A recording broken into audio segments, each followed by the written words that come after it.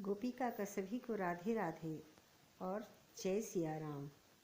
हमने अभी रामचरितमानस के सातों कांड के बारे में जाने।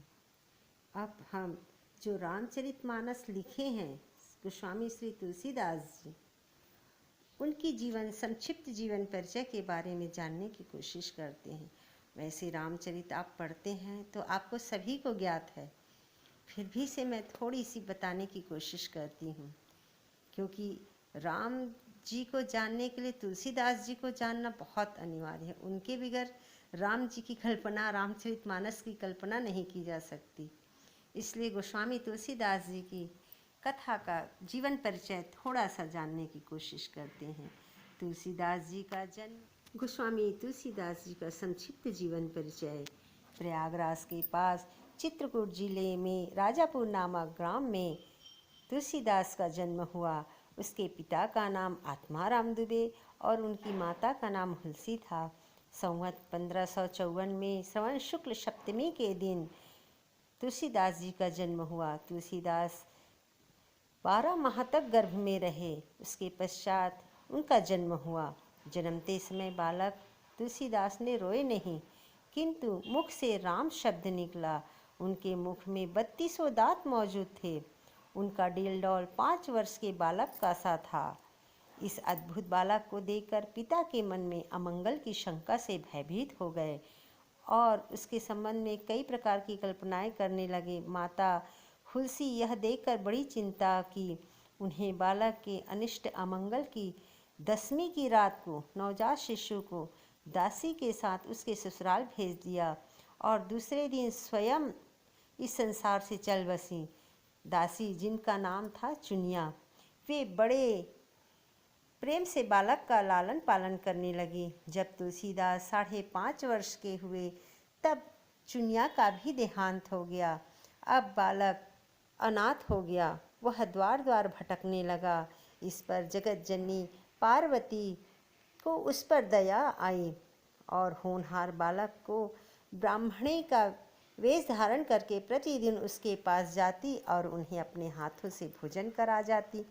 इधर भगवान शंकर की प्रेरणा से शैल पर्वत पर रहने वाले अनंतानंद जी के प्रिय शिष्य नरहरियानंद जी ने इस बालक को ढूंढ निकाला और उसका नाम राम बोला रखा। वे अयोध्या ले गए उसे। वहाँ संवत 1561 माघ शुक्ल पक्ष पंचमी शुक्रवार को उसका यज्ञोपवीत संस्कार कराया और बिना सिखाए ही बालक राम बोला ने गायत्री मंत्र का उच्चारण किया, जिसे देखकर सब लोग चकित हो गए। इसके बाद नरहरि स्वामी ने वैष्णव के 5 संस्कार उसके राम बोला को राम मंत्र की दीक्षा दी। अयोध्या में ही रहकर विद्या अध्ययन करने लगे। बालक राम बोला की बुद्धि बड़ी प्रखर थी। एक बार जो गुरु मुख से सुन लेता वो उन्हें कंठस्थ हो जाता। वहाँ कुछ दिन बाद गुरु शिष्य दोनों शुकर क्षेत्र शोरो पहुँचे।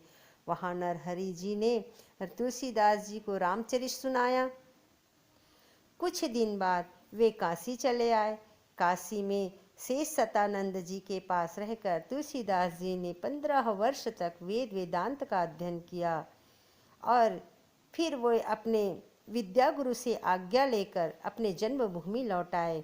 वहाँ आकर उन्होंने देखा कि उसका परिवार सब नष्ट हो चुका है। उन्होंने विधि पूर्वक अपने पिता आदि सबका श्राद्ध किया और वहीं रहकर लोगों को भगवान की कथा सुनाने लगे। संवत 1583 ज्येष्ठ शुक्ल 13 गुरुवार को भरद्वाज गोत्र की एक सुंदर कन्या से साथ उसका विवाह हुआ और वे सुखपूर्वक अपनी नवविवाहिता वधू के साथ रहने लगे। एक बार उसकी स्त्री के भाई साथ अपने मैके चले गई। पीछे पीछे तुलसीदास जी भी वहां जा पहुंचे। उसकी पत्नी को इस पर बहुत धिक्कारा और कहा कि मेरे इस हाड़ मांस के शरीर में जितनी तुम्हारी आसक्ति है उससे आधी भी यदि भगवान में होती तो तुम्हारा बेड़ा पार हो जाता। तुलसीदास जी के ये शब्द लग गए और वे क्षण भर भी नहीं रुके और तुरंत वहाँ से चल दिए। वहाँ से चलकर तुलसीदास जी प्रयाग आ गए। वहाँ उन्होंने गृहस्थ वेश को त्याग कर दिया और साधु वेश धारण कर लिया। फिर तीर्थाटन करते हुए काशी पहुँच गए। मानसरोवर के पास उन्हें काकभूषण जी मिले। काकभूषण जी के दर्शन हुए। काशी में तुलसीदास जी राम कथा कहने लगे। वहाँ उन्हें एक दिन एक प्रेत मिला, जिसे उन्हें हनुमान जी का पता लगाया। हनुमान जी से मिलकर तुलसीदास जी ने उसे श्री रघुनाथ जी का दर्शन कराने की प्रार्थना की। हनुमान जी ने कहा, तुम्हें चित्रकूट में रघुनाथ जी के दर्शन होंगे। इस पर तुलसीदास जी चित्रकूट की ओर चल पड़े। चित्रकूट पहुंचकर राम घाट पर उन्होंने अपना आसन जमाया। एक दिन प्रदक्षिणा करने निकले थे। मार्ग में उन्हें श्री राम जी के दर्शन हुए। उन्होंने देखा कि दो बड़े ही सुंदर राजकुमार घोड़ों पर सवार होकर धनुष बाण लिए जा रहे हैं।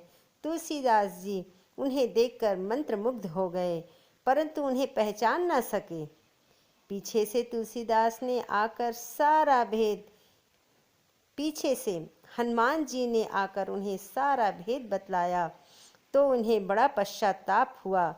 हनुमान जी ने कहा कि पश्चाताप न करो, सांत्वना दी और कहा, प्रातःकाल फिर दर्शन होंगे। संवत 1607 की मौनी अमावस्या बुधवार के दिन उसके सामने भगवान श्री राम पुनः प्रकट हुए। उन्होंने बालक रूप में तुलसीदास जी से कहा, बाबा हमें चंदन दो। हनुमान जी ने सोचा वे इस बार भी धोखा ना खा जाए, इसलिए उन्होंने तोते का रूप धारण करके यह बोला। चित्रकूट के घाट पर भई संतन की भीड़, तुलसीदास चंदन घी से तिलक देत रघुवीर। और भगवान तुलसीदास जी उस अद्भुत छवि को निहार कर शरीर की सुध बुध खो गए। भगवान ने अपने हाथ से चंदन लेकर अपने तथा तुलसीदास जी के मस्तक पर लगाया और अंतर्ध्यान हो गए। 1628 में हनुमान जी की आज्ञा से अयोध्या की ओर चल पड़े। उन दिनों प्रयाग में माघ मेला था। वहाँ कुछ दिन वे ठहर गए। पर्व के 6 दिन बाद एक वट वृक्ष के नीचे उन्हें भरद्वाज और यज्ञवत्कल मुनि के दर्शन हुए।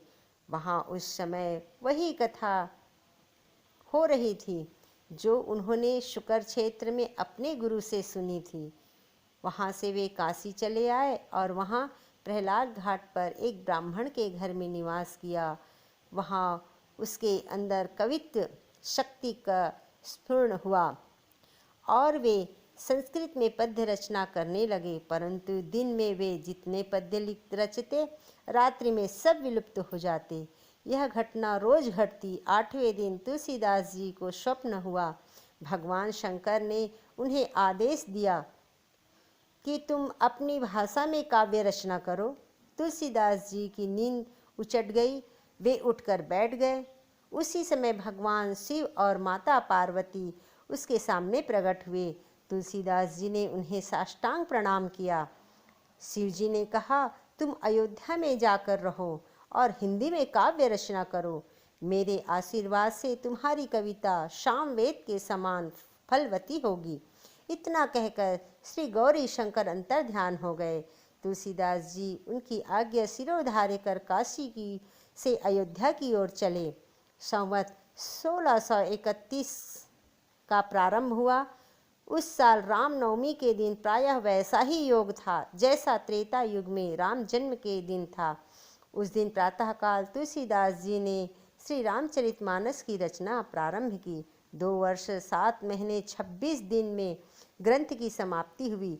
संवत 1663 में मार्गशीर्ष शुक्ल पक्ष की रामनवमी के दिन 7 कांड पूर्ण हो गए। इसके पश्चात भगवान की आज्ञा से तुलसीदास जी काशी चले आए। वहाँ उन्होंने भगवान विश्वनाथ और माता अन्नपूर्णा श्री रामचरितमानस को सुनाया। रात को पुस्तक श्री विश्वनाथ के मंदिर में रख दी गई। सवेरे जब पट खोला गया तो उस पर लिखा हुआ पाया गया, सत्यम शिवम सुंदरम, और नीचे भगवान शंकर ने की सही थी।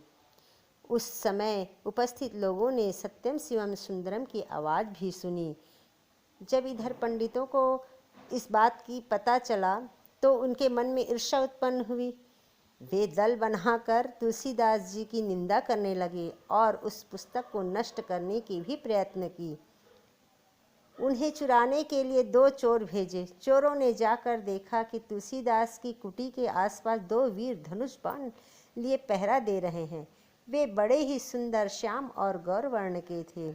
उनके दर्शन से चोरों की बुद्धि भी शुद्ध हो गई। उन्होंने उसी समय से चोरी करना छोड़ दिया और भजन में लग गए। तुलसीदास जी अपने लिए भगवान को कष्ट हुआ जानकर कुटिया का सारा सामान लुटा दिया। पुस्तक अपने मित्र टोमलमल के यहाँ रख दी। इसके बाद उन्होंने एक दूसरी प्रति लिखी।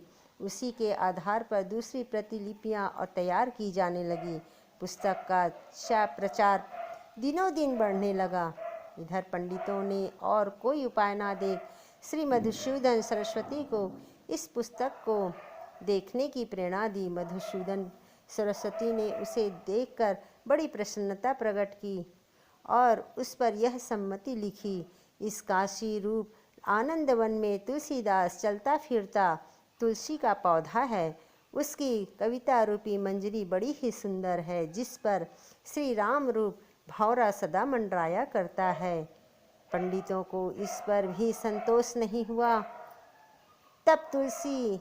तब पुस्तक की परीक्षा का उपाय और सोचा गया। भगवान विश्वनाथ के सामने सबसे ऊपर वेद, उसके नीचे शास्त्र और शास्त्रों के नीचे पुराण और सबसे नीचे श्री रामचरितमानस रख दिया गया। मंदिर बंद कर दिया गया। प्रातःकाल जब मंदिर खोला गया तो लोगों ने देखा कि श्री रामचरितमानस वेदों के ऊपर रखा हुआ है। अब पंडित लोगों को बड़े लज्जित हुए। उन्होंने तुलसीदास जी से क्षमा मांगी और भक्ति से उनका चरणोदक लिया। तुलसीदास अब अरसी घाटी पर रहने लगे।